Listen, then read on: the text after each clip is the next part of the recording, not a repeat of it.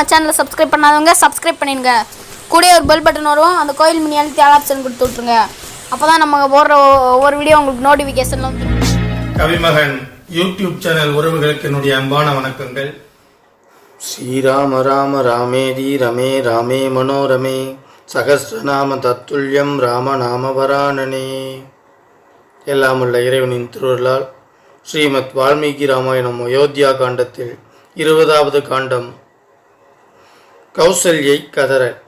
கூப்பிய கைகளுடன் கைகேயின் அந்தப்புறத்திலிருந்து அவர் வெளியே வந்து கொண்டிருந்த போது மற்ற பெண்மணிகள் இருந்த பகுதியிலிருந்து உரத்த வேதனை குரல்கள் கேட்டன.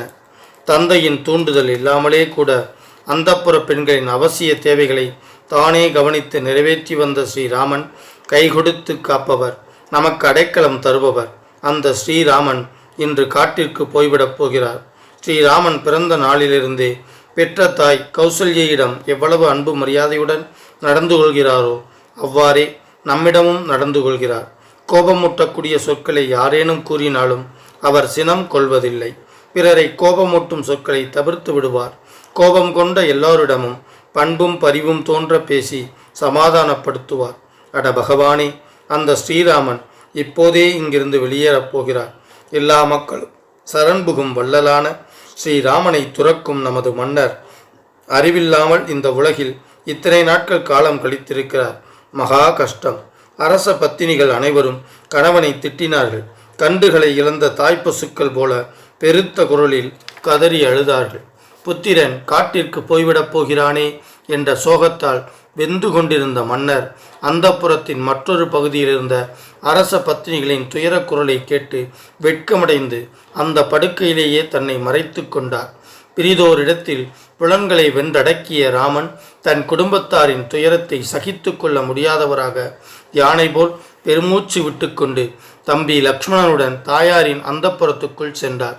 அந்தப்புறத்தின் வாயிற்படியில் மிகவும் கௌரவத்திற்குரிய வயோதிகர் ஒருவர் உட்கார்ந்திருப்பதை கண்டார். மற்றும் பலர் நின்று கொண்டிருப்பதையும் பார்த்தார். அவர்கள் எல்லோரும் வெற்றி வீர திலகமான ராமனை பார்த்தவுடனேயே அருகில் வந்து வெல்க வாழ்க என்று வாழ்த்தொலி எழுப்பினார்கள். இந்த முதல் அங்கணத்தை கடந்து 2வது அங்கணத்தில் நுழைந்ததும் மன்னராலும் போற்றப்படுகிற வேத விற்பன்னர்களான வயோதிக அந்தணர்களை கண்டார். ஸ்ரீராமன் அந்த முதியவர்களை வணங்கிவிட்டு 3வது கட்டுக்குள் நுழைந்தார். அங்கே வாயில் காக்கும் வேலைக்காக நியமிக்கப்பட்டிருந்த முதிய மாதர்களையும் இளவயது பெண்களையும் கண்டார். அவரை கண்டதும் மன மகிழ்ச்சியடைந்த அவர்கள் வெற்றி வாழ்த்து கூறி வேகமாக உட்புறம் சென்று ராமனின் தாயாரிடம் அந்த இனிய செய்தியை தெரிவித்தார்கள். புதல்வனின் நலனில் அக்கறையுடைய கௌசல்யை இரவு முழுவதும் கண்விழித்திருந்து பொழுது புலர்ந்ததும் ஒருமுகமான மனத்துடன் பகவான் ஸ்ரீ விஷ்ணுவை பூஜித்தார். எப்போதும் ஆச்சார நியமங்களுடன் இருக்கும் அவள் பட்டாடை அணிந்து மங்கள நிகழ்ச்சிக்குரிய சிறப்பு சடங்குகள் செய்து முடித்து மந்திரம் கூறி அக்னியில் ஆகூதி கொடுத்தாள். மங்களமான அந்தப்புறத்திற்குள் நுழைந்த ராமன் அக்னியில் ஆகூதி கொடுத்து கொண்டிருப்பவராக அன்னையை பார்த்தார்.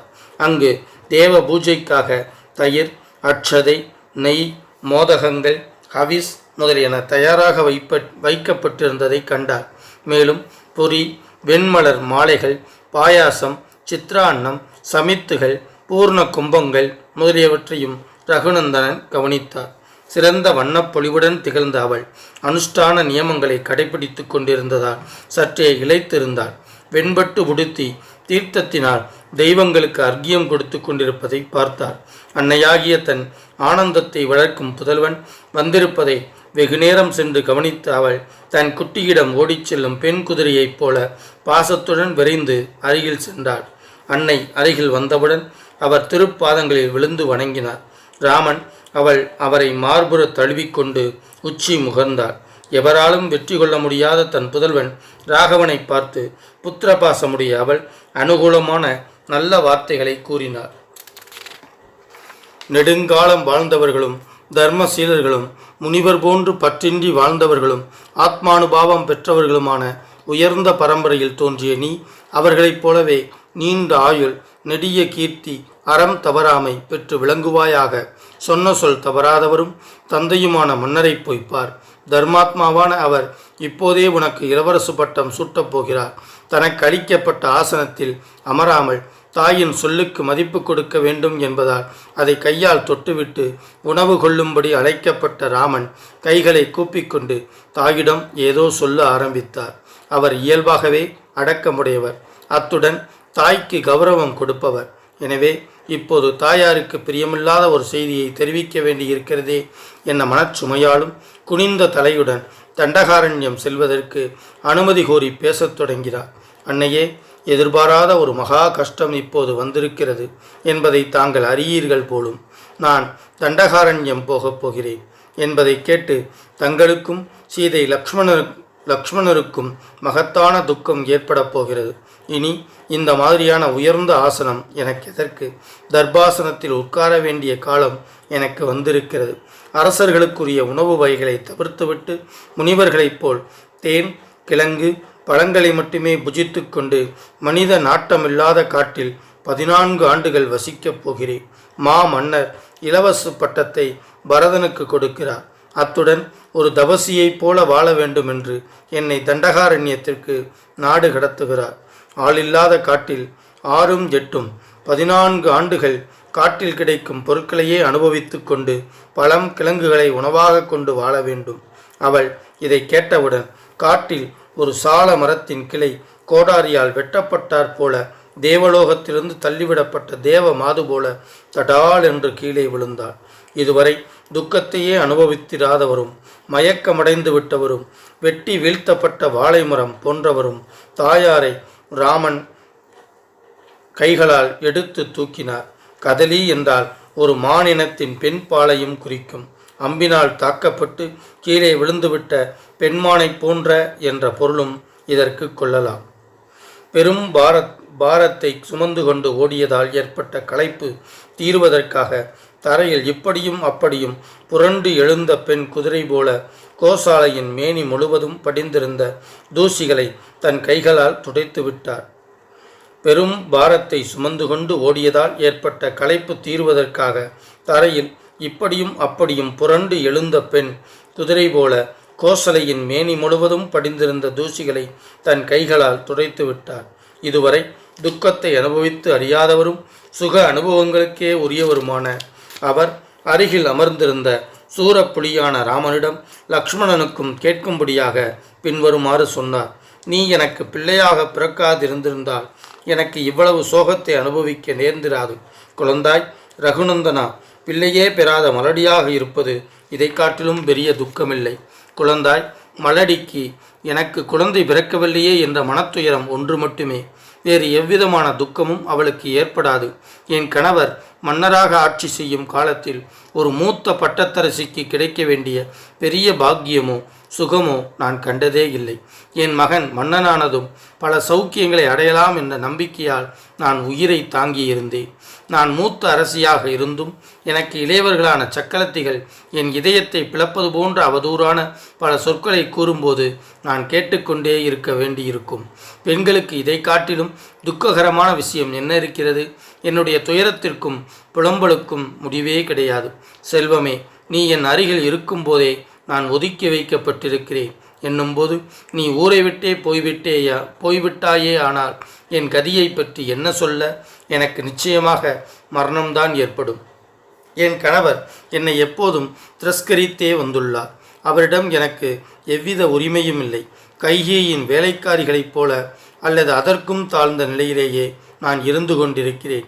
என்னிடம் வேலை செய்யும் பணியாளர் அல்லது என் சொல்லை கேட்டு நடக்கும் ஒருவர் கைகேயின் புதல்வனை அப்போது காண நேர்ந்தால் என்னிடம் பேசாமலே போய்விடுகிறார். மகனே, இவ்வளவு தாழ்நிலையை அடைந்துவிட்ட நான் எப்போதும் ஆத்திரப்பட்டு கொண்டிருக்கும் கைகேயின் சிடுசிடு முகத்தை எவ்வாறு காண்பேன்? ராகவா, நீ உபநயனம் என்ற சடங்கு நடந்து 2வது பிறப்பெடுத்து 17 ஆண்டுகள், உனக்கு இப்போது 27 வயதாகிறது ஆகின்றன. இதுவரை ஏராளமான கஷ்டங்களை பொறுத்து கொண்டிருந்தேன். உனக்கு இளவரசு பட்டம் சூட்டப்பட்டவுடன் கஷ்டங்கள் தீர்ந்துவிடும் என்றிருந்தேன். இந்த முதிய வயதில் சக்கரத்திகளின் ஏச்சு பேச்சுக்கள் என்ற குறையாத துக்கத்தை நான் இன்னும் வெகுகாலம் தாங்கிக் கொண்டிருக்க முடியாது. பூர்ண சந்திரனை போன்ற உன் முகத்தை பாராமல் மிகவும் ஸ்தீன நிலையில் இருக்கின்ற நான் தொடர்ந்து துக்கப்பட்டு கொண்டே எவ்வாறு வாழ்வேன்? பாக்கியமில்லாத நான் உடலையும் மனத்தையும் கட்டுப்படுத்தும் சிரமமான நியமங்கள், உபவாசங்கள், தெய்வ தியானங்கள் செய்து உன்னை வளர்த்ததெல்லாம் வீணாக போய்விட்டதே. மகாநதியில் புதிதாக வெள்ளம் ஏற்படும் காலத்தில் கரைகள் தாக்கப்பட்டு கரைந்து போகும். உன்னை நாடு கடத்திய செய்தியை கேட்ட பின்பும் என் மனம் சிதறிப்போகவில்லை என்றால் அதற்கு காரணம் என் மனம் ஆற்றங்கரை போல் மண்ணால் ஆனது அல்ல. அப்படி என் இதயம் பிளந்து போகாததால் அது பாறாங்கல்லால் செய்யப்பட்டது என்று நினைக்கிறேன். பயத்துடன் அழுது கொண்டிருக்கும் பெண் மானை ஒரு சிங்கம் அலட்சியமாக தூக்கிச் செல்வதைப் போல அஞ்சி புலம்பிக் கொண்டிருக்கும் என்னை மரணம் ஏன் வந்து கொத்தி கொண்டு போகவில்லை?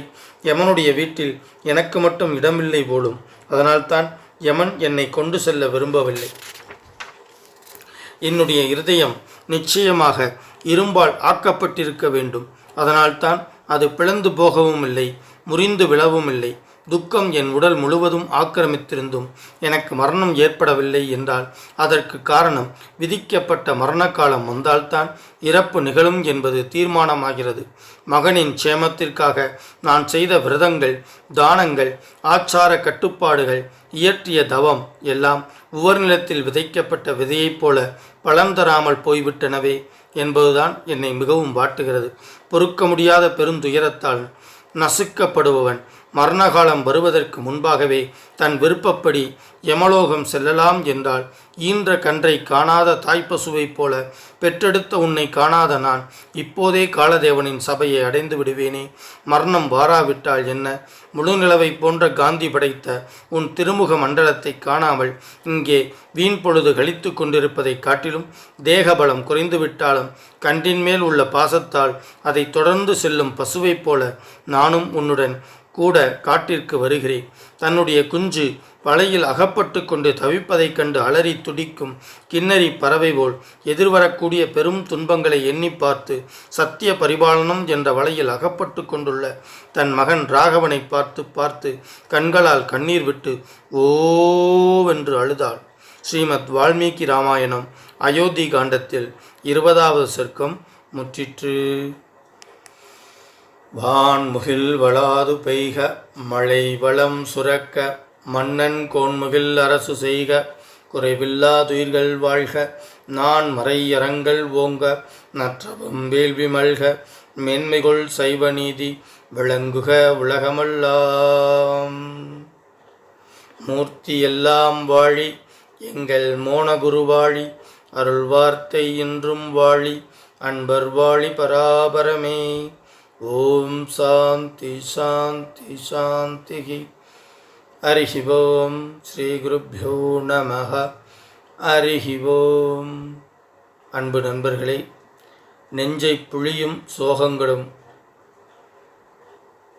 கோசலையின் மன கலக்கத்தை அறிந்து கொள்ளும் விதத்திலே நான் பல மந்திரங்களையே மறந்துவிட்டேன். நான் மிகவும் என்னை அடக்கி கொண்டுதான் இந்த பகுதியை வாசிக்க நேர்ந்தது. அந்த வகையிலே ஒரு மகனுக்கு முன்னே ஒரு தாய் புலம்புகிற புலம்பலை நான் இந்த பகுதியிலே வாசித்தேன், உணர்ந்தேன். நான் மலடியாக கூட இருந்திருக்கலாம் இந்த காட்சியை காண்பதற்கு என்று அவள் சொல்லும்போது உண்மையிலே நான் என்னை இழந்துவிட்டேன். இங்கே இருக்கக்கூடிய நீங்களும் அப்படித்தான் என்று நான் நினைக்கிறேன். ஆகவே அன்பர்களே, அன்று எவ்வளவு அரச பரம்பரையிலே இருந்தாலும், அரச பட்டத்து அரசியாகவே இருந்தாலும், தலைமை மனைவியாகவே இருந்தாலும், உன்னதமான ஒரு இடத்திலே ராகவனுடைய தாயாராகவே இருந்தாலும் அவர்களுக்கும் துக்கம் இருக்கிறது என்பதை நாம் உணர வேண்டும். அன்பு நண்பர்களே, விதி மிகவும் வலியது. யார் எப்படி வாழ வேண்டுமோ அப்படி வாழ்வார்கள். உன்னதமாக வாழ்ந்த ஒருவருக்கு சிறை தண்டனை கிடைத்தலும் அரிய பரிசுதான். உண்மையாகவும் நேர்மையாகவும் வாழ்ந்தவருக்கு பழி தீர்க்க முடியாத ஒரு பாவத்தில் சிக்கி அல்லலுறுவதும் ஒரு வழிதான். ஆகவே அன்பர்களே, விதி வலியது. இறைவனால் நமக்கு தரப்பட்ட விதியை, இறைவனால் தரப்பட்ட வினையை நாம் அனுபவித்தே தீர்க்க வேண்டும். ஆனால் என்ன, இறைவன் தன் குழந்தைக்கு அறுவை சிகிச்சை செய்யும்போது வலிக்காமல் இருக்க வேண்டும் என்பதற்காக ஒரு சிறு ஊசியை அல்லது சிறு மதமதப்பு ஊசியை போட்டுவிட்டு அறுவை சிகிச்சை செய்து விடுகிறார் என்று நான் நினைக்கிறேன். ஏனென்றால் நாம் துக்கத்திற்கு மேல் துக்கம் அனுபவிக்கும் போதும், மிகப்பெரிய துக்கத்தை அனுபவிக்கும் போதும் அது நமக்கு துக்கமாக தெரிய மாட்டேன் என்கிறது. எனவே அந்த உணர்வில் சொல்கிறேன், எல்லோரும் கஷ்டப்படுகிறார்கள்.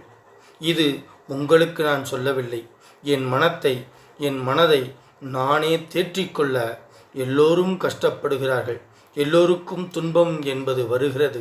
ஆனால் எல்லோருமே இறைவன் அருளால் அந்த துன்பத்தை தாங்கிக் கொள்ளும் சக்தியை பெற்றுக்கொண்டு அந்த துன்பத்தை அனுபவிக்கிறோம். அந்த துன்பத்தை அனுபவித்து கடக்கின்றோம், கரையை அடைகிறோம் என்பதே உண்மை. ஆகவே இந்த சிந்தனையை இங்கே நிலைநிறுத்தி கொண்டு அன்பு நண்பர்களோடு நான் விடைபெறுகிறேன். அறிவு திக்குகளிலும் இந்த தமிழை கொண்டு சேர்க்க வேண்டும் அப்படின்னா நீங்க சப்ஸ்கிரைப் பண்ணணும், லைக் பண்ணணும், கமெண்ட்ஸ் பண்ணணும். நன்றி, வணக்கம். இதுவரைக்கும் நம்ம சேனலை சப்ஸ்கிரைப் பண்ணாதவங்க சப்ஸ்கிரைப் பண்ணிடுங்க. கூட ஒரு பெல் பட்டன் வரும், அந்த கோயில் மினி அழுத்தி ஆல் ஆப்ஷன் கொடுத்து விட்ருங்க. அப்போ தான் நம்ம போடுற ஒவ்வொரு வீடியோ உங்களுக்கு நோட்டிஃபிகேஷனில் வந்துடும்.